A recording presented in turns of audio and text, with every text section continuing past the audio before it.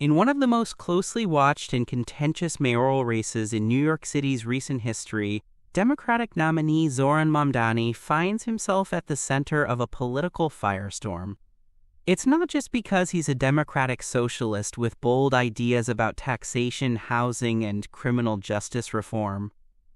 It's not just because he's running against both a sitting mayor and a former governor. It's because Mamdani, until very recently, refused to distance himself from a phrase that has sparked outrage across the political spectrum: Globalize the Intifada. The slogan, often used in pro-Palestinian protests, has come to symbolize, for some, solidarity with international resistance movements. But for many others, particularly Jewish New Yorkers and national watchdog groups, it's a deeply alarming call. To them, it signals a willingness to normalize violence against civilians, especially Jews, in the name of politics. And for weeks, Mamdani stood firm. He would not condemn the slogan. That changed this week. Under growing political pressure, Mamdani now says he will discourage others from using the phrase. A subtle shift in wording, one that some see as progress and others view as a half measure. Among those calling for a stronger stance is Reverend Al Sharpton, who praised Mamdani's openness to dialogue but urged him to go further. In Sharpton's words, it's not enough to discourage the phrase. He needs to say, clearly and unequivocally, that it's wrong. You've got to say it's not right, Sharpton said. It's not right to talk about things or say things that are morally wrong. This development came to light after Mamdani met privately with some of New York City's most influential business leaders. It was a high-stakes gathering, a chance for the rising political star to reassure a room full of skeptical corporate heavyweights that his vision for the city wouldn't drive business away. Jamie Dimon, CEO of J.P. Morgan Chase, couldn't attend due to a scheduling conflict. But plenty of other power players were in the room, and what they heard was complicated. According to Lauren Hirsch, a reporter with the New York Times who's been closely following the race, Mamdani's performance was polished and personable. He made jokes, he was disarming, and he showed up well prepared. By all accounts, he left a strong personal impression.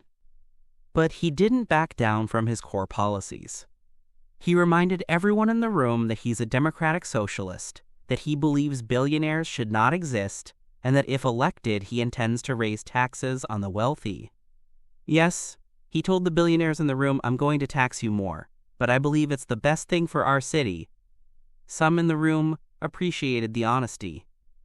Others walked out more worried than when they walked in. That's where things get interesting. Because Mamdani's charm, his charisma, and his ability to command a room are undeniable, but for many of these business leaders, it wasn't enough to overcome concerns about his lack of executive experience or his commitment to policies they see as dangerous to New York's long-term economic health.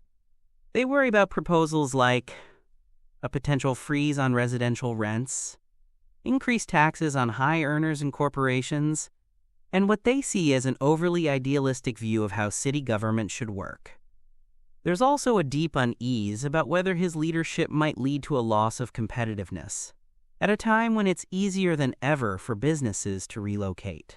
The pandemic already showed that remote work makes it feasible to move teams out of the city. And with higher taxes and rising concerns about public safety, some fear a second wave of corporate departures could be coming. Another topic that looms large: crime and policing. Many voters, especially in more moderate and conservative pockets of the city, have expressed concern about Mamdani's past statements on the NYPD.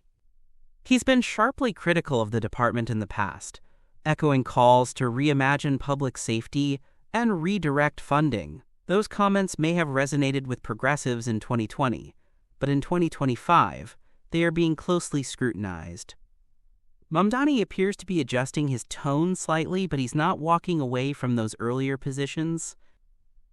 And with crime still a top concern for many New Yorkers, it could become a major liability in the general election. Yet despite these concerns, Mamdani is well positioned to win, and here's why. New York City is a deeply Democratic city, and Mamdani is the official nominee of the Democratic Party. That gives him a structural advantage over his opponents. And speaking of his opponents, the field is fractured. He's facing off against incumbent Mayor Eric Adams, former Governor Andrew Cuomo, and Republican candidate Curtis Sliwa. But both Adams and Cuomo are running as independents, and they're chasing the same centrist, moderate voter base. If they split that vote, and Mamdani keeps the progressive base locked in, he could coast to victory, even without appealing to moderates. That possibility has caused frustration and panic among many in the business and donor community. Some have urged Cuomo to drop out of the race, believing his presence only increases the likelihood of a Mamdani win. But Cuomo isn't backing down. Meanwhile, Mamdani is strategically adjusting his image, aligning himself with progressives like Boston Mayor Michelle Wu, who has maintained broad popularity, while distancing himself from less successful counterparts like Chicago Mayor Brandon Johnson. The message is clear. Mamdani isn't abandoning his beliefs, but he is trying to look more electable, more competent, and more measured, especially in the eyes of undecided voters. So where does this leave New York City? At a crossroads. On one side, a charismatic progressive offering a bold new vision for the city. A city that's more equitable, less dependent on billionaire wealth, and more focused on the needs of working-class New Yorkers.